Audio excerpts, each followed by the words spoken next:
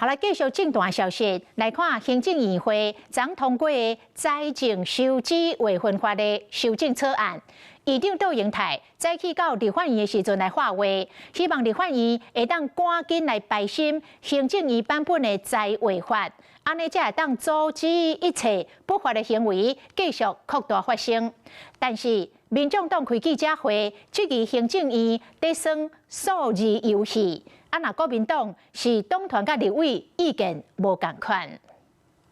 前一天，才甲立法院长韩国瑜见面，隔当天来到立法院质询，佮一摆为着财划法修法对韩院长发声。电版的财政收支划分法，尽快的排审，迅速的处理，才能阻止一切不法的行为会继续的扩大发生。倒柜希望调野支持排审，不过多数行政院已经提出原版财划法修正案，希望伫咧25号地当付费审查。民众党就开记者会，美原版是伫咧创治数字。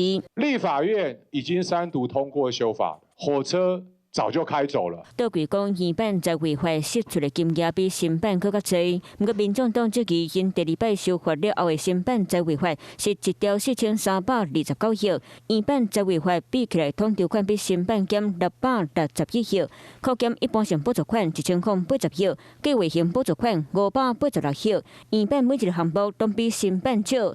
南洋党团嘛坚持爱等立法院搁一摆修版上路，才去看后续的状况。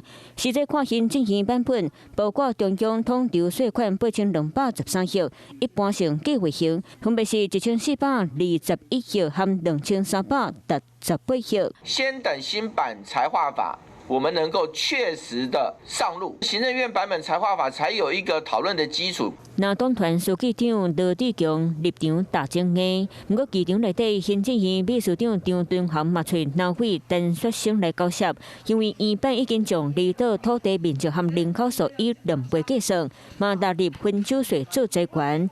张敦涵公开点名金门马祖立委爱支持原版的方案。很感谢哈，因为高雄、屏东都有受益，对我们候选人也有帮忙了哈。这个谢谢行政院。总金额增加的情况之下，各22个地方政府应该得到的都会比新版的更多。南洋内部无强调新版财划法用倒一个版本，要如何修改，调样继续开展。你好，我是宋彦明。想掌握最及时的新闻资讯吗？赶紧订阅、按赞、开启小铃铛，锁定华视新闻 YouTube 频道。